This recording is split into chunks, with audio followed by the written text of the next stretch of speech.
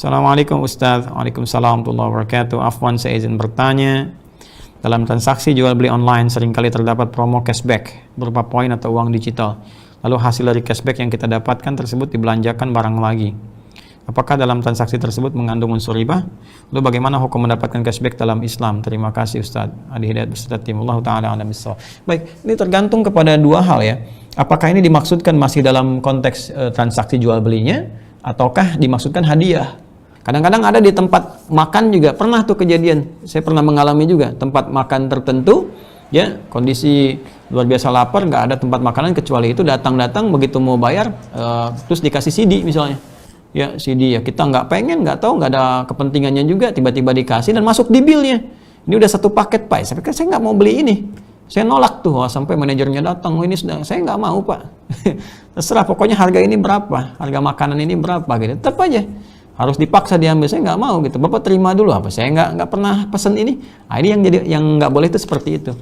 Ya kecuali kalau Anda misalnya beli dapat bonus lah dan tidak masuk ke bill, ini memang hadiah saja, itu nggak ada masalah. Salah hukumnya, jual belinya cacat, kan? Tidak dibenarkan, berdosa. Kita ridha dengan itu karena nggak bisa ngapa-ngapain, terima misalnya. Ya uang kita nggak mau beli produknya, uangnya hangus di situ, maka uang itu adalah unsur maksiatnya. Kita mendapatkan barangnya dengan cara yang benar, tapi penjual itu berdosa di hadapan Allah Subhanahu Wa Taala karena melakukan praktek gharar dan riba sekaligus di dalamnya.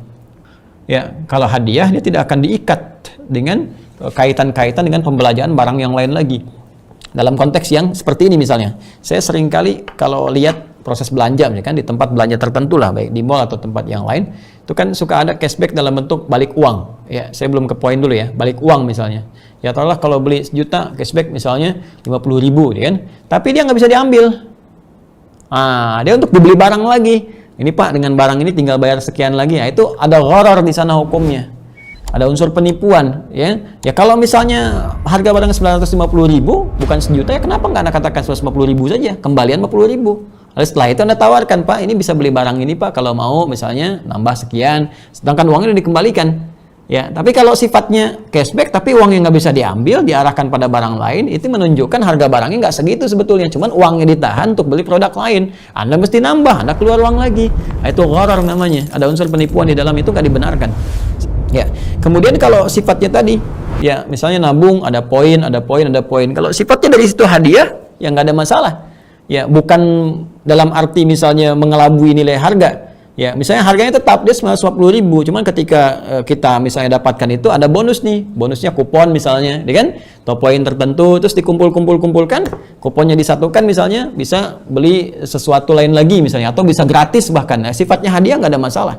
Sifatnya hadiah tidak ada masalah, kecuali skemanya seperti yang tadi saya sampaikan. Saya kan cashbacknya berupa ini, tapi kita harus nambah kembali atau dengan niat misalnya supaya si pelanggan ini atau konsumen ini mendapatkan barang yang lain, maka harganya dimanipulasi di sini sehingga terjadi manipulasi harga untuk tujuan supaya konsumen bisa mendapatkan barang-barang lain dan terjual dengan cepat. Itu sifatnya gharar dan sekaligus ada unsur riba di dalamnya. Hindari hal yang semacam itu. Kalau perlu jangan dilakukan.